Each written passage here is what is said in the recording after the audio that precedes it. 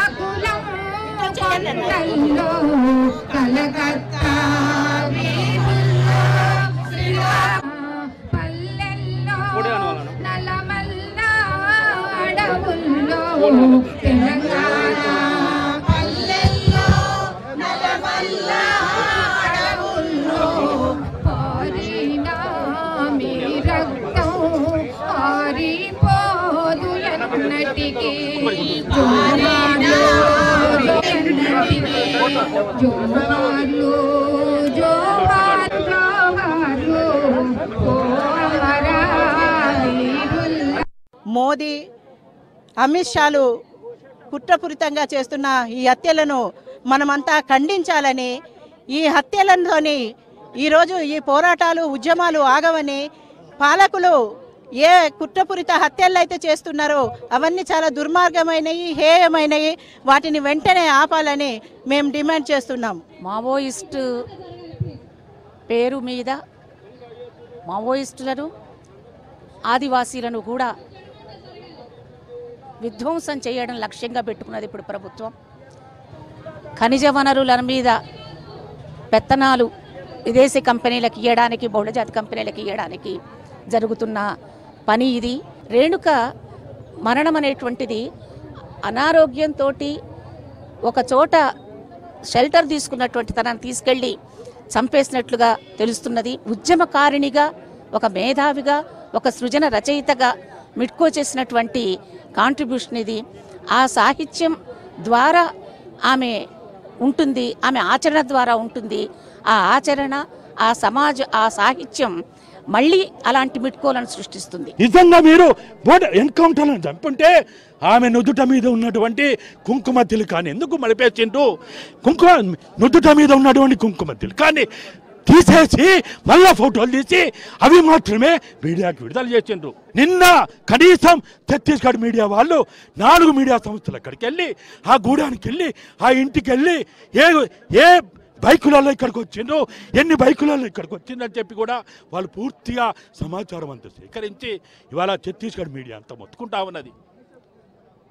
కాబట్టి ఇది ఖచ్చితంగా హత్యనే, ఇది చంపేసిండ్రు. ఇలా వాళ్ళ అమ్మ అడుగుతా ఉంది. నిన్న సాయంత్రం మేము వచ్చిన తర్వాత నా బిడ్డ మీద ఏమైనా కేసులుంటే, నా బిడ్డ నేరస్తురాలైతే ఆమెను ఎందుకు పట్టుకోలేదు, ఆమెను ఎందుకు పోలీస్ స్టేషన్ తీసుకుపోలేదు, ఆమెను ఎందుకు కోర్టుకు అప్పచెప్పలేదు, ఆమెను ఎందుకు జైలు పంపలేదు అని అడిగే ప్రశ్నలకి భారత రాజ్యాంగమా నువ్వేం సమాధానం చెప్తావు? ఓ భారత రాజ్యాంగమా, భారత రాజ్యాంగం మీద ప్రమాణం చేసినటువంటి ఓ అమిత్ షా, మోడీలారా, ఆ తల్లి అడిగే ఆ ప్రశ్నకి ఎవరు సమాధానం చెప్పాలి? ఎవరు సమాధానం చెప్పాలి? ఇది ఎన్కౌంటర్ కాదు, పూర్తిగా హత్య. ప్రధానమంత్రి మోదీ, అమిత్ షా బాహటంగా చెప్తా ఉన్నారు, మేము మావోయిస్టులను లేకుండా చేస్తాం, చంపేస్తామని చెప్తా ఉన్నారు. ఇంకా ఎన్కౌంటర్ అనే మాట కాదు, హత్యనే. నిజంగా దీనికి కారణము భారత ప్రభుత్వం బాధ్యత వహించాలి. హత్య చేసింది, మనం చూస్తూనే ఉన్నాం. వాళ్ళ అమ్మ అంటున్నది, నా బిడ్డ ఏం చేసింది, ఏం ద్రోహం చేసింది నా బిడ్డ, జైల్లో పెట్టి న్యాయము చట్టం ఉన్నది కదా, చట్ట పరిధిలో విచారించకపోయారా అని. దానికి ఇవాళ ఏం జవాబు చెప్తారు? అంటే బాహటంగా చంపుతామని చెప్పడం అంటే ఇది ఎంత నియంతృత్వ పాలన? ఏమైనా కనీస ప్రజాస్వామ్యం ఉన్నదా? అంటే మేధావులు, జర్నలిస్టులు, సకల జనుల ప్రజలంతా కూడా నోరు విప్పకపోతే